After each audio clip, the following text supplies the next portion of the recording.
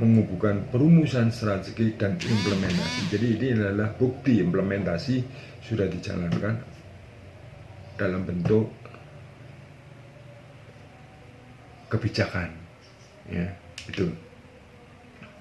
Implementasi strategi dalam proses manajemen mewujudkan strategi dan kebijakan dalam tindakan melalui pengembangan. Jadi tadi bahwa kebijakan merupakan implementasi dari strategi, ya. Apa saja sih di dalam kebijakan terus, ya, implementasi strategi kebijakan apa? Satu adalah program, anggaran, dan prosedur. Ya, ada 3, ya. Proses tersebut meliputi perubahan, ya, perubahan budaya secara menyeluruh, struktur dan sistem manajemen dari organisasi secara keseluruhan, ya itu. Dan terakhir adalah evaluasi dan kontrol. Membandingkannya, evaluasi itu membandingkan kinerja dengan hasil yang diharapkan oleh perusahaan. Hasil akhir suatu aktivitas termasuk di dalamnya adalah kinerja, ya, hasil yang aktual dari proses manajemen strategi, ya itu. Apa sih lingkungan strategik? Tadi sudah disebutkan lingkungan internal dan eksternal. Apa lingkungan internal? Lingkungan internal apa saja? Ya, katakanlah selain sumber daya manusia, struktur, ya, struktur organisasi itu juga termasuk, ya, di dalam internal perusahaan, lingkung internal perusahaan, ya, struktur budaya. Nah, budaya juga merupakan struktur internal perusahaan. Karena ketiga-tiganya itu bisa mempengaruhi kemampuan perusahaan. Di dalam perusahaan, budaya yang kuat biasanya, ya, mempunyai pengaruh terhadap kinerja, ya. Memang ada beberapa penelitian mengatakan bahwa budaya tidak berpengaruh, tapi sebagian besar banyak yang memberikan nilai positif, ya, bahwa budaya itu berpengaruh terhadap kemampuan perusahaan, ya, di situ. Atau mungkin strategik, kalau kita antara strategik dengan budaya enggak, kalau bagaimana kita bisa menyatukan, ya itu. Selanjutnya adalah lingkungan eksternal. Lingkungan eksternal itu apa saja? Ya sebenarnya banyak sekali, ya. Kita bisa melihat lingkungan eksternal itu satu, kekuatan ekonomi, kedua teknologi, ketiga politik dan hukum, keempat sosial budaya. Nah itu. Jadi internal sendiri ada banyak, ya, ekonomi, teknologi, politik, hukum, dan sosial budaya, ya itu.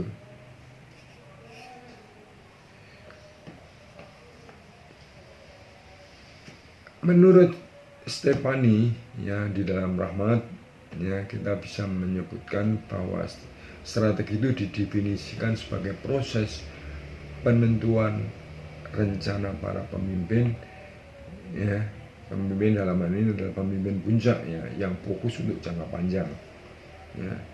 Selain itu, strategi perusahaan diklasifikasi berdasarkan tingkat tugas, ya, secara generik yang akan dijabarkan menjadi strategi utama dan strategi atau grand strategi, ya itu. Selanjutnya, grand strategi ini dijabarkan menjadi strategi tingkat fungsional, yang sering disebut dengan strategi fungsional. Ya, sedangkan menurut Whelan itu di sini prinsipnya strategi dibagi menjadi 3, yaitu adalah strategi stabilitas, ya, dalam keadaan stabil, ya, stabilitas, ya, stabilitas itu bagaimana suatu perusahaan yang stabil, ya, apakah akan meningkatkan ataukah ekspansi atau pengurangan. Ya, biasanya stabil itu memperbesar saja, ya. Sedangkan yang kedua tadi, strategi daripada Whelan adalah ekspansi. Bila perusahaan sudah besar, ingin mengembangkan sayapnya, maka muncul strategi untuk ekspansi, ya. Tapi di satu sisi, ya, bila perusahaan tersebut mengalami gejolak, ya, yang kalah dalam perubahan-perubahan, ya, maka bisa saja memunculkan strategi pensiutan atau pengurangan. Ya, itu strategi menurut Whelan dan Hongren, ya. Sedangkan menurut Porter sendiri juga dibagi 3, ya. 1 diferensiasi, ya. 2 kepemimpinan biaya, 3 adalah fokus, ya.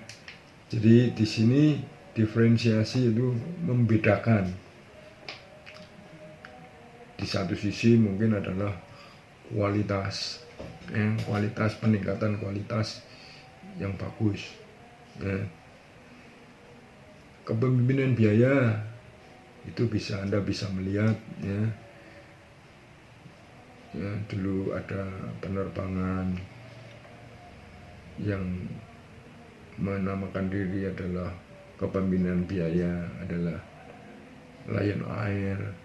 Itu biayanya murah, ya, dibanding dengan Garuda, karena sebenarnya bukan persaingan secara nyata gitu, karena strateginya sudah berbeda. Garuda adalah strategi diferensiasi, ya, sedangkan yang lain adalah strategi kepemimpinan biaya. Dan yang ketiga adalah fokus. Fokus bagaimana? Fokus biaya atau fokus diferensial, ya, itu. Sekarang kita akan bisa melihat, ya, tingkat strategi itu dibagi menjadi 3 tingkatan, ya. Strategi korporasi, strategi fungsional, dan strategi bisnis unit, ya, itu. Jadi kemarin ada yang menanyakan bagaimana atau kapankah suatu perusahaan itu dapat melakukan sinkronisasi. Sebenarnya sesuai konsep yang di sini, bahwa baik itu strategi fungsional dan strategi bisnis itu harus mengikuti strategi corporate. Kita ambil contoh, ya. Strategi corporate itu strateginya bagaimana meningkatkan rasio atau menaikkan citra perusahaan, ya. Itu kalau pusat adalah keuangan dan citra perusahaan, ya. Nah, sedangkan di satu sisi yang di bawahnya harus mengikuti, tapi sesuai dengan kebutuhannya. Kita ambil contoh, ya, tadi strategi corporate, perusahaan meningkatkan citra dan lain-lain. Jadi di satu sisi kita ambil contohnya bahwa untuk strategi bisnis, ya, strategi bisnis di satu sisi ya di sini strategi bisnis ya itu adalah menaikkan laba penjualan ya barang dan jasa, mengintegrasikan aktivitas fungsional apa yang artinya dibutuhkan di sini ya, katakanlah umpamanya menaikkan pelayanan ya, itu bisa meningkatkan citra daripada bisnis unit, tapi terkait juga dengan yang ada di atas. Jadi strategi corporate ya katakanlah meningkatkan citra, tetapi untuk di bisnis unit ya kita harus katakanlah bagaimana meningkatkan citra, caranya bagaimana kalau unit ya, karena unit itu berhubungan langsung dengan konsumen. Nah itu adalah bagaimana meningkatkan pelayanan ya, katakanlah memberikan kemudahan-kemudahan dan lain-lain ya, atau memberikan atau membuat gedung yang bagus ya, sehingga citra perusahaan akan lebih baik. Nah terus khusus untuk strategi fungsional bagaimana, apakah harus sama? Ya sama, untuk meningkatkan citra. Bagaimana? Mungkin bisa saja di dalam strategi fungsional bagaimana meningkatkan kualitas produksi. Ya itu kan akan meningkatkan citra perusahaan. Ya, jadi antara strategi corporate, strategi bisnis, dan strategi fungsional itu harus sinkron. Ya, artinya tidak boleh yang satu begini. Tetapi dari strategi yang ada di corporate itu diimplementasikan ke bawah ya, sesuai dengan kebutuhan yang ada di lapangan. Kalau itu yang ada katakanlah di fungsional atau yang ada di unit juga harus sesuai dengan keadaan ya. Kalau fungsional katakanlah memperbaiki mutu ya, itu juga akan mengubah atau akan menghubungkan dengan citra perusahaan ya. Di situ di dalam bisnis unit bagaimana ya, tadi juga bisa meningkatkan pelayanan ya, atau juga katakanlah memberikan kemudahan-kemudahan yang diharapkan oleh konsumen ya. Nah itu, jadi pertanyaan yang kemarin sudah terjawab ya. Jadi semua ya level itu terpusat dari corporate ya, diimplementasikan ke bawah sesuai dengan kebutuhan, disesuaikan katakanlah dengan kapabilitasnya yang ada di bawah. Tidak bisa katakanlah di atas katakanlah strateginya penciutan, terus akhirnya di bawah juga ngikut-ngikut penciutan ya, enggak bisa. Itu harus dari perusahaan. Bagaimana menilai itu adalah tanggung jawab daripada unit itu apa ya, tanggung jawab unit itu apa, tanggung jawab fungsional itu apa ya, disesuaikan ya. Pikir itu ya. Mungkin untuk selanjutnya saya akan membahas khususnya untuk pengambilan keputusan strategi ya. Nanti pada akhir saya akan memberikan tugas kepada saudara untuk dikumpulkan minggu depan ya, atau 2 minggu ya, paling tidak harus dikumpulkan ya. Ada tugas khusus untuk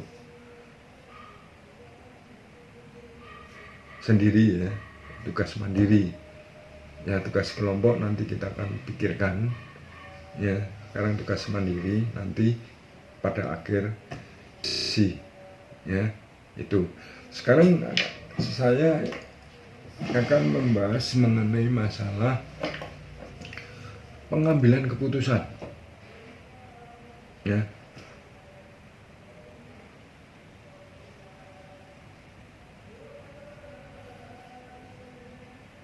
Proses pengambilan keputusan ya itu akan kami jelaskan ya prosesnya bagaimana. Namun dalam bab pengambilan keputusan itu yang akan dibahas adalah proses pengambilan keputusan, Dewan Komisaris, manajemen puncak, dan pemeriksaan ya, pemeriksaan strategi ya.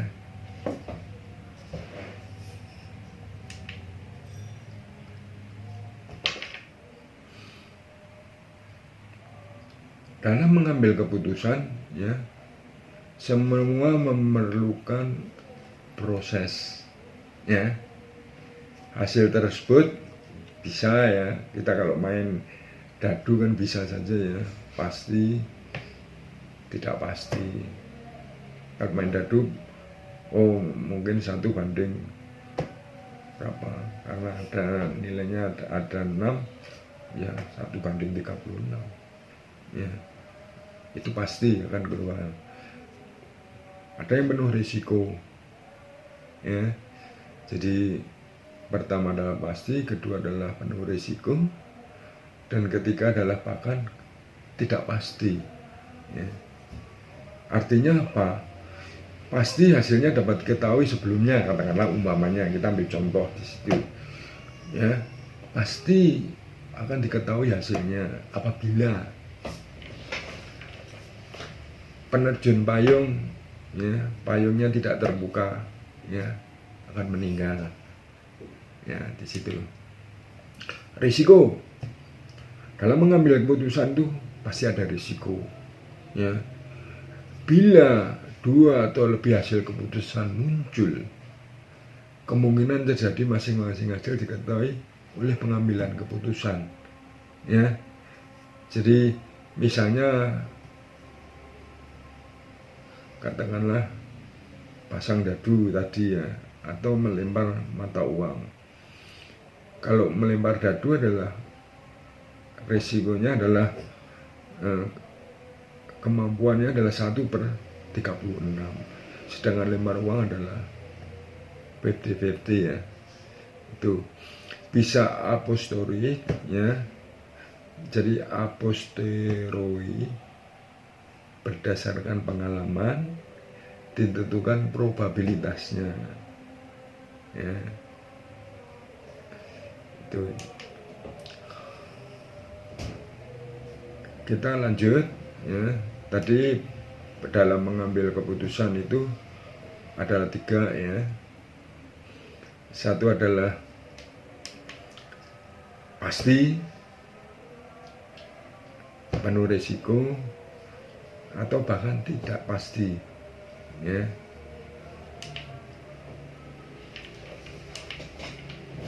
Sekarang kita beralih ke Dewan Komisaris. Apa sih tanggung jawab Dewan Komisaris? Di masing-masing negara sama? Tidak ya. Jadi tanggung jawab Dewan Komisaris ya, atau dewan masing-masing negara itu berbeda-beda ya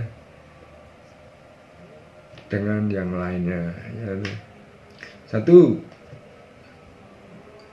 tapi pada umumnya intinya adalah tugas Dewan Komisaris itu adalah menentukan strategi perusahaan. Jadi siapa yang nanti yang bertanggung jawab dalam menjalankan strategi ini? Ya, ini Dewan Komisaris. Ya.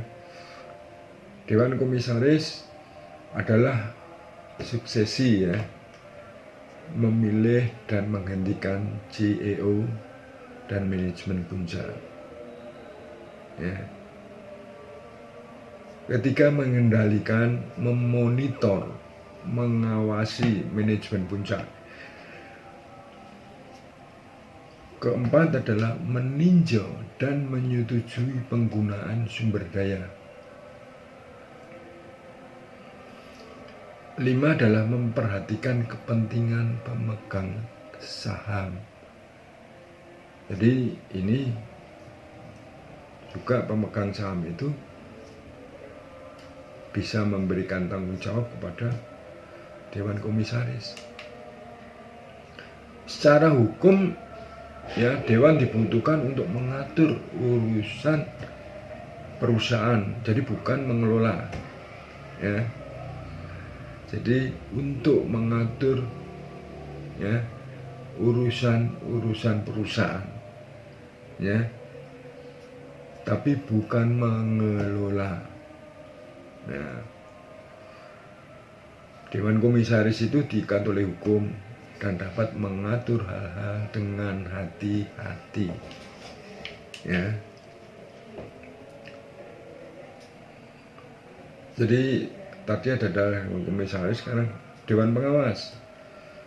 Dewan Pengawas itu memonitor, melakukan tindakan melalui komite.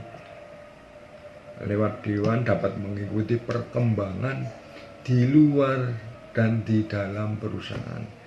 Jadi peran Dewan Pengawas itu bisa mengikuti perkembangan di dalam dan di luar.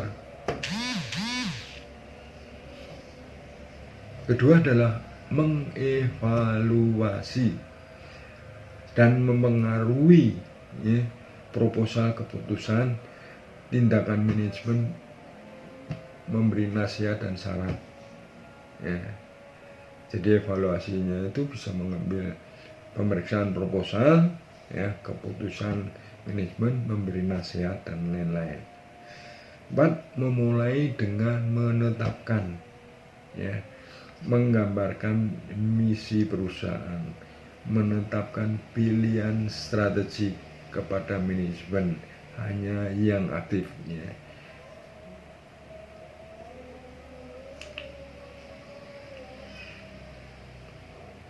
Selanjutnya, keanggotaan Dewan bagaimana? Keanggotaan Dewan bagaimana adalah keanggotaan Dewan itu manajemen puncak tidak bertanggung jawab terhadap keputusan Dewan, ya. Jadi manajemen puncak tidak bertanggung jawab terhadap keputusan Dewan kecuali, ya, mereka memiliki saham yang cukup banyak karena akan berpengaruh, ya. Dewan Komisaris dari sebagian besar perusahaan milik publik terdiri dari, ya, ini terjadi di Indonesia, 1 direktur, ya. Direktur itu yang dari dalam, maka bisa disebut dengan direktur manajemen, ya. Biasanya itu karyawan atau para eksekutif yang dipekerjakan oleh perusahaan. Sedangkan direktur dari luar, ya, atau bisa disebut direktur eksekutif, ya, berasal dari perusahaan lain dan bukan karyawan perusahaan.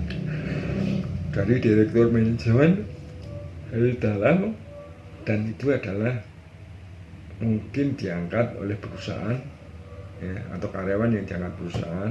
Sedangkan eksekutif itu dari luar, di luar lingkungan perusahaan. Ya, keanggotaannya, ya, biasanya 74 sampai 75%, ya, dari keanggotaan Dewan. Mengapa anggota dari luar itu persentasinya lebih besar? Karena direktur dari luar itu tidak bias, ya, lebih objektif dalam mengevaluasi kinerja manajemen, ya, daripada direktur dari dalam, ya. Jadi disinilah letaknya mengapa persentasinya lebih besar.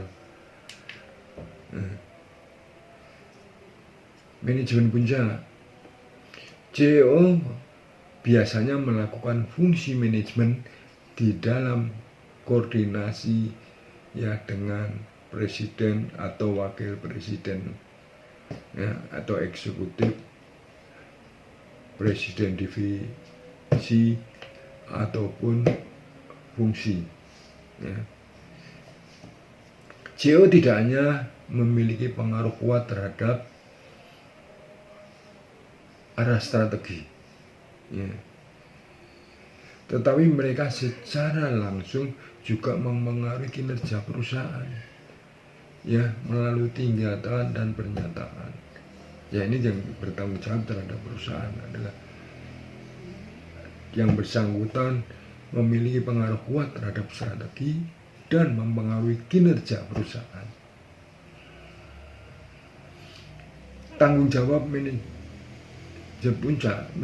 puncak ya, khususnya CEO itu adalah tanggung jawab kepada Dewan Komisaris untuk keseluruhan manajemen perusahaan ya, menyediakan kepemimpinan eksekutif. Tugas CEO menyelesaikan persoalan dengan melalui berbagai hal untuk mencapai perusahaan, untuk mencapai tujuan perusahaan. Sedangkan karakteristik tugas manajemen puncak ya, mempunyai dua, yaitu klasifikasinya ada dua, yaitu sedikit saja dari tugas yang berlangsung terus-menerus. Apa maksudnya? Sedikit saja dari tugas tetapi berlangsung terus-menerus. Artinya dia tidak melulu ya, atau tidak lama tinggal di dalam perusahaan atau duduk di dalam perusahaan ya. Cuman di sini adalah contoh bervariasi ya, katakanlah memilih orang yang akan memimpin divisi baru, katakanlah tugasnya hanya memilih ya, dia tidak menerus-menerus ya, tapi dia cirinya adalah mempunyai ketangkasan, bervariasi dan berfragmentasi ya di situ.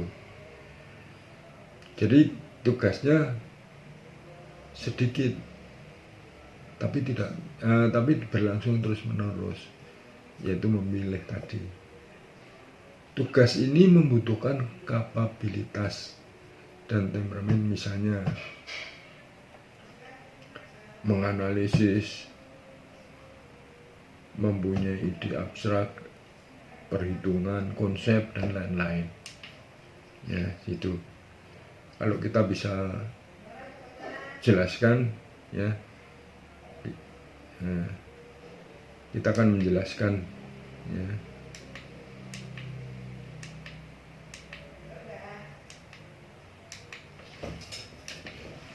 Ya, secara teknis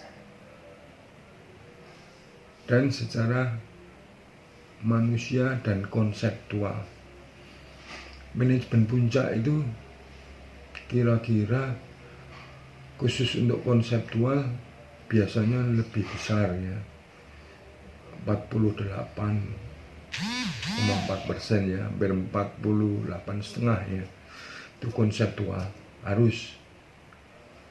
Sedangkan manusia, terhadap manusia, hubungan dan lain-lain mungkin 33%. Sedangkan yang lain adalah kecil ya, teknisnya ya.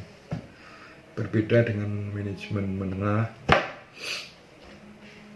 mungkin konsepnya cuma 26,5 atau 26,4, sedangkan hubungan dengan manusia adalah 41,3 ya. Dan secara teknik agak sedikit lebih meningkat dibanding manajemen puncak, adalah 32,3. Sedangkan untuk supervisi konseptualnya lebih kecil ya, dibanding dengan manajemen puncak dan menengah paling kecil. sedangkan khusus untuk teknis lebih besar adalah supervisinya, yaitu 54,8%. Ya, sedangkan manusia 31,3%. Ya, ini hanya patokan saja, juga tidak persis. Ya, harus plug ini dah. Ya. Jika perusahaan menjadi besar, ya, dan semakin kompleks, maka pengambilan keputusan akan semakin rumit. Ya. Pemeriksaan bentuk strategik, ya, adalah bentuk pemeriksaan manajemen yang melihat perusahaan di dalam perspektif yang luas dan menyediakan penilaian komprehensif menyeluruh terhadap situasi perusahaan. Ya, pemeriksaan strategi itu memeriksa manajemen. Ya, siapa manajemen?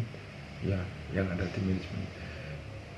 Melihat perusahaan secara luas, ya, dan menyediakan penilaian komprehensif. Nah, itu. Pemeriksaan strategis, ya, meliputi aspek utama. Yang proses manajemen strategi menempatkan, ya, di dalam kerangka pengambilan keputusan. Jadi di sini pemeriksaan itu, ya, kerangka pengambilan keputusan, katakanlah evaluasi kinerja. Ya, itu menjadi kekuatan utama karena perusahaan dengan kinerja yang bagus, ya, berarti yang bersangkutan itu bisa beradaptasi dengan perubahan lingkungan. Ya, pemeriksaan dan evaluasi terhadap manajemen strategi perusahaan. Ya, pengamatan lingkungan eksternal, internal, ya, menganalisis faktor strategi, ya, membuat, mengevaluasi, mengimplementasi strategi dan mengevaluasi strategi, yaitu adalah 8 langkah, ya. Ya, ini nanti akan saya jelaskan, ya. Proses pengambilan keputusan adalah akan saya syuting kepada Anda. Makasih. Nah, inilah adalah proses pengambilan keputusan strategik, ya. Pengambilan strategik dimulai dari pertama adalah mengevaluasi hasil kinerja saat ini, ya. Jadi mengevaluasi hasil kinerja saat ini. Untuk 1B adalah menguji dan mengevaluasi, ya, misi, tujuan, strategi kebijakan saat ini. Yang kedua, jadi ada arah panah, ya, maju, ya, menuju kedua, yaitu meninjau manajer strategik. Ya, tadi sudah yang dijelaskan, ya, Dewan Komisaris dan manajemen puncak. Nah, karena Dewan Komisaris dan manajemen puncak adalah tanggung jawabnya, ya, yang ada di pundak mereka. Maka dalam hal meninjau strategi Dewan Komisaris, kita arah anak panah ke atas, yaitu mengamati lingkungan eksternal. Lingkungan eksternal, ya, sosial, ekonomi, dan lain-lain, ya, termasuk dengan tenaga kerja yang dari luar. Itu adalah 3A. Yang 3B-nya adalah menyeleksi faktor-faktor strategi, yaitu peluang dan ancaman. Ya, ini adalah dari luar, ya, dari luar perusahaan. Sedangkan di satu sisi kita ambil yang di bawah 4A adalah mengamati lingkungan internal. Ya. Lingkungan internal itu apa saja? Tadi sudah dijelaskan ya, adalah struktur, budaya, dan sumber daya. Itu internal ya. Dan arahnya ke 4B yaitu untuk mengevaluasi, menyeleksi faktor-faktor strategik, yaitu kekuatan dan kelemahan. Jadi di internal perusahaan adalah kekuatan dan kelemahan, sedangkan yang di eksternal adalah peluang dan ancaman. Ya, selanjutnya dari 3B kita menurun ke bawah, yaitu ke 5A, yaitu menganalisis faktor-faktor strategik, atau bisa disebut juga atau dikenal dengan analisa SWOT berdasarkan kondisi sekarang ya. Di situ analisa SWOT itu juga akan melihat faktor internal, faktor eksternal ya.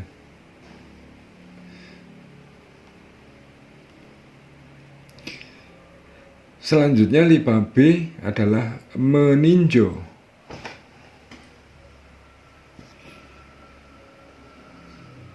dan merevisi jika perlu ya,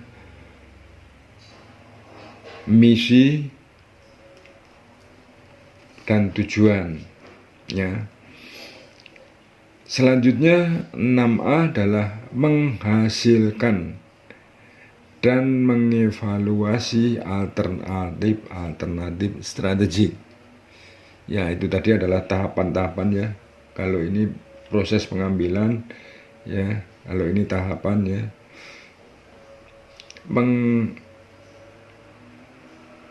Menghasilkan dan mengevaluasi alternatif strategi, yaitu adalah yang 6A.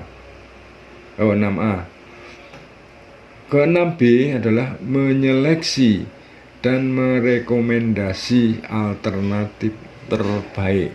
Jadi setelah ya mengevaluasi alternatif, jadi alternatifnya banyak ya, dipilih yang terbaik. Jadi menyeleksi dan merekomendasi alternatif terbaik. Terbaik ini adalah cocok dengan visi misi, kekuatan dan kelemahan ya di situ. Ya, setelah menyeleksi merekomendasi alternatif yang terbaik, angka ke-7 adalah menyeleksi faktor-faktor strategik ya. Tadi sudah dijelaskan, faktor strategik itu adalah program, anggaran, dan prosedur ya. Selanjutnya pada kotak 8 adalah evaluasi dan pengendalian ya. Kalau tadi dari 1A sampai 6B itu adalah perumusan strategik ya, perumusan strategik. Jadi kalau Anda ditanya perumusan strategik itu apa saja, nah di situ Anda jelaskan dalam proses pengambilan keputusan strategik. Sedangkan menyeleksi faktor-faktor strategik ya adalah implementasi ya. Implementasinya itu apa? Yaitu membuat kebijakan ya. Kebijakan itu apa? Karena itu kebijakan itu adalah implementasi daripada strategi. Kebijakan dalam hal ini berupa program, anggaran, dan prosedur ya.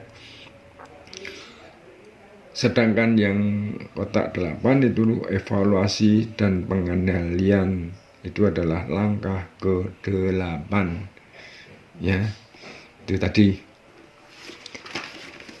Selanjutnya kami ingin menanyakan ya pertanyaan-pertanyaan yang nanti khusus untuk masing-masing individu ya. 1. Apakah perusahaan benar-benar membutuhkan dewan komisaris? Mengapa atau mengapa tidak? Ya. Jadi apakah perusahaan benar-benar membutuhkan dewan komisaris? Ya. Kedua, apa yang membedakan keputusan strategik dari tipe keputusan yang lain? Ya, tadi sudah saya jelaskan ya.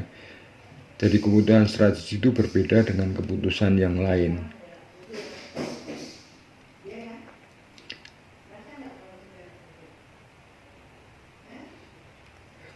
Ketiga, bagaimana manajemen strategik secara khusus berkembang dalam perusahaan? Mengapa? Ya.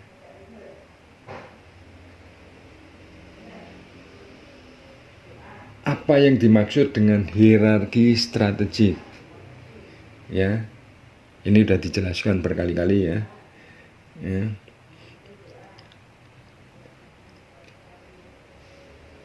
Kelima, tadi keempat itu apa yang dimaksud dengan hierarki ya. Sedangkan kelima, apakah setiap perusahaan bisnis mempunyai strategi bisnis? Jelaskan. Ya.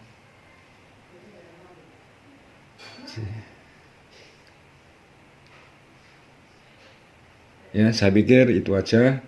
Ada 5 pertanyaan yang nanti Anda akan jawab ya. Bisa nanti di-emailkan ke saya atau di WA ya. Jadi hasilnya saya tunggu. Ini ya menjadi penilaian saudara ya. Oke, saya akhiri sampai di sini. Wassalamualaikum warahmatullahi wabarakatuh.